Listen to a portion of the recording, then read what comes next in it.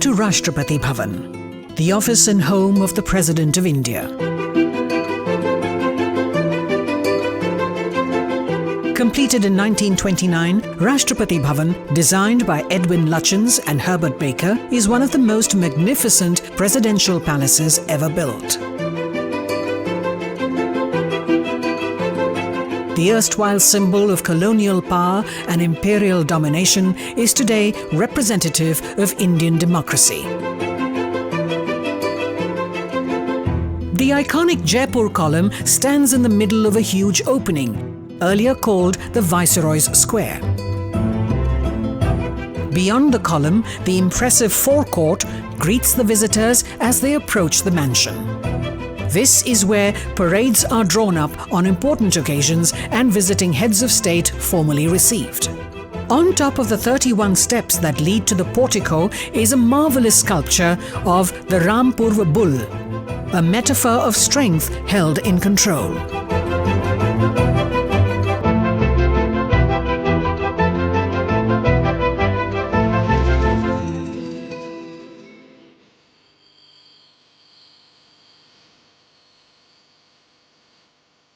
Darbar Hall is where the first government of independent India was sworn in. Lutyens designed new viceregal thrones for the Darbar Hall to replace those from Government House in Calcutta. This 4th or 5th century AD Indo-Greek Gandhara Buddha is a symbol of peace. With new flags, paintings and a warm look, Darbar Hall has regained its past grandeur and is now used for hosting civil and defense investiture ceremonies and for conferment of other national and international awards. This is where the swearing-in ceremonies of India's Prime Minister and the Council of Ministers are normally held.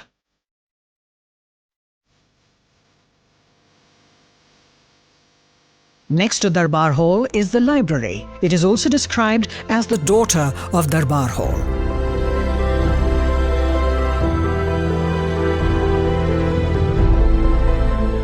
Besides priceless publications from the 19th century onwards, it also has more than 2,000 rare books.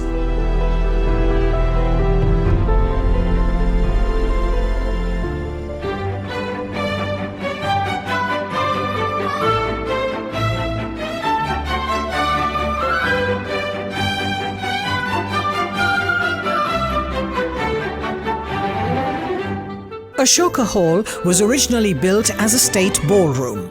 It is now the venue for accepting credentials of foreign envoys and other formal functions.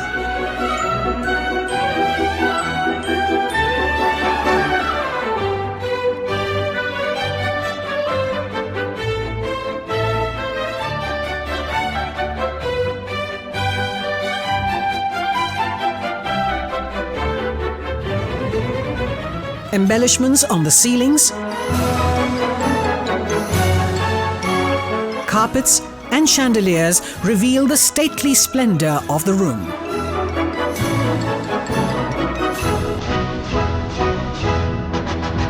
The loggia overlooking the Mughal Gardens is the lobby that connects the Ashoka Hall to the banquet hall. Unique pieces of furniture designed by Lutyens highlight this space, most often used to serve tea after functions in the Ashoka Hall.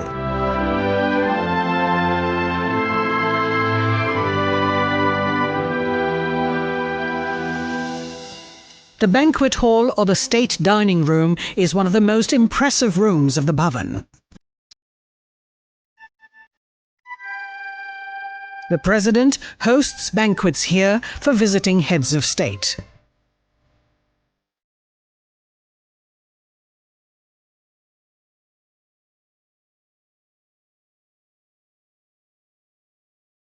The President of India receives visiting heads of state in the meticulously decorated North Drawing Room.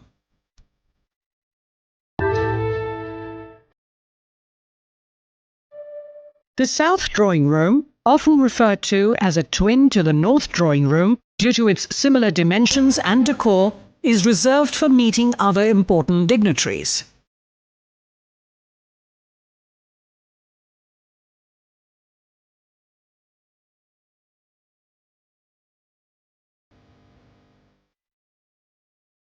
The President also uses the long drawing room as a conference hall.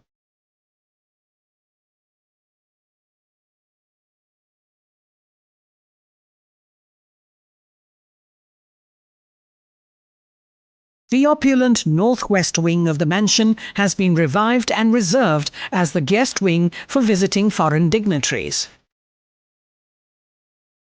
Dwarka and Nalanda are two of the most impressive suites of the wing, usually reserved for visiting heads of state.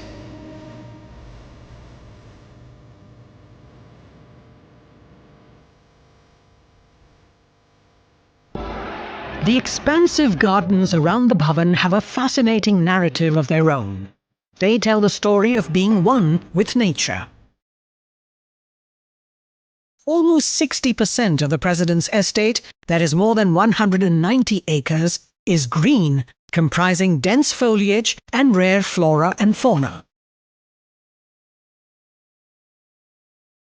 The meticulously maintained Mughal Gardens, covering an area of 15 acres, has always charmed visitors with their breathtaking beauty and splendor. They are inspired by the fascinating garden traditions of the Mughals. Its core attraction is the rectangular garden adjacent to the Bhavan. The central lawn of this garden is the venue of numerous receptions hosted by the President. The evergreen circular garden, also known as the butterfly garden, is shaped like a huge terraced bowl with a bubble fountain in its middle. The long garden is also called the Parda garden because of its unique design enclosed by high walls. Over the years of its existence, the President's estate has developed an awe-inspiring assortment of gardens celebrating the splendor of nature in its pristine glory.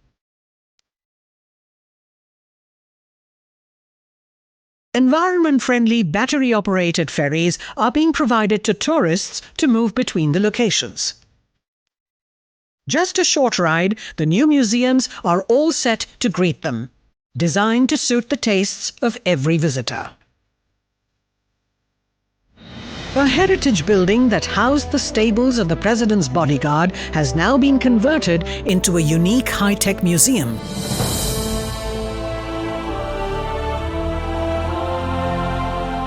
Detailing salient aspects of Rashtrapati Bhavan's heritage and independent India's march forward.